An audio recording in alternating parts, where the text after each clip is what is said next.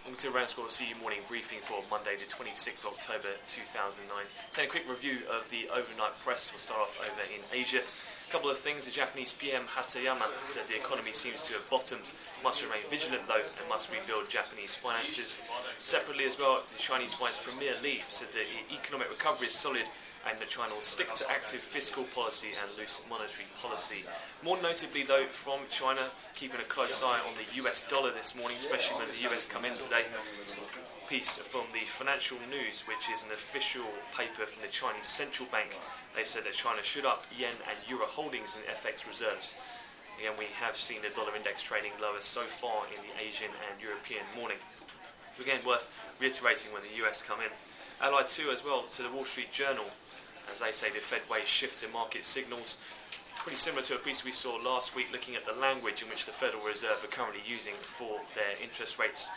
The Fed said since March they will keep rates very low for an extended period, and because the recovery is so young and is expected to be so weak, many central bank officials are comfortable for now keeping that particular language, but they are beginning to strategize about how to walk away from the extended period wording, as according to the Journal this morning.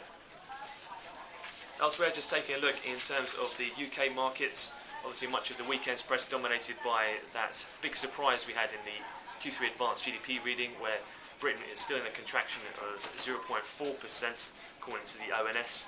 However, the Sunday Times wrote that don't panic over recession figures, as economists have warned policymakers not to be fooled into pumping too much money into the economy on the back of Friday's unexpectedly weak growth figures. Analysts have been quick to say the economy was stronger than official figures suggested, questioning the inconsistency in comparison to other UK data, the inaccuracy of economists' initial estimates and overall data reliability. Elsewhere, a couple of Bank of England speakers. Miles said late yesterday the QE decision depend on inflationary pressures, adding the UK growth may rebound to 2.5% to 3% growth in the not too far ahead future, giving a 3 to 6 month window. And we've had the former policymaker Blanche now on the wires. He was speaking in a Bloomberg interview live this morning, being, as ever, pretty much super dovish, calling for another 50 billion in terms of the QE programme in the November meeting. Taking a look in terms of equities, firstly starting with the US, we'll be keeping a close eye on CIT Group today. Plan to address their $3 billion credit facility immediately and will likely have to file for bankruptcy if no plan is approved, so ongoing situation for them. And also another company over the weekend, Capmark Financial, commercial real estate company. They filed for bankruptcy protection on Sunday, weighed on by declines in the sector and heavy debt load related to leveraged buyouts. Elsewhere in the UK, press dominated by Lloyds Banking Group. The company will announce within days a controversial £23 billion fundraising that will bolster its balance sheets and look to repair damage by a takeover of HBOS.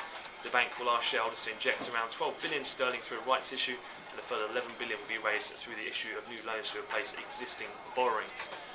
Elsewhere, some of the other notable movements have been ING Group, which had traded down as much as 9% this morning, as after they had to suspend its bank and insurance activities as part of a financial restructuring plan filed with the European Commission. They'll also conduct a €7.5 billion rights issue for early repayment of core Tier 1 securities to the Dutch state. In terms of their underlying net results for Q3, they came in at €750 million. Again, their shares have been down around 9% at the lows.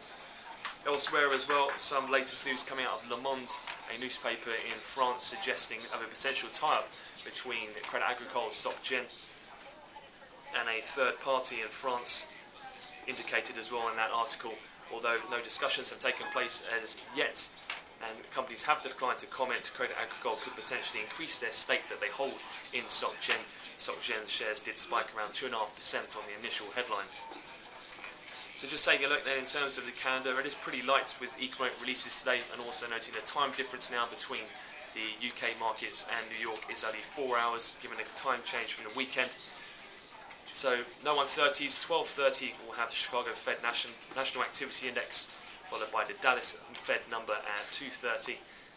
Speaker-wise, Bank of England's posting he's due at 6:35 London time this evening, and then reverse auction from the BOE this afternoon targeting 2020 to 2034 maturities, and we'll see the first of the US auctions for this week. Again, over $120 billion worth coming onto the market in issuance and supply from the US, which could have an overwhelming effect over treasuries throughout the week. We'll see the first, the 5-year TIPS auction, $7 billion worth at 5 o'clock London, midday in Chicago.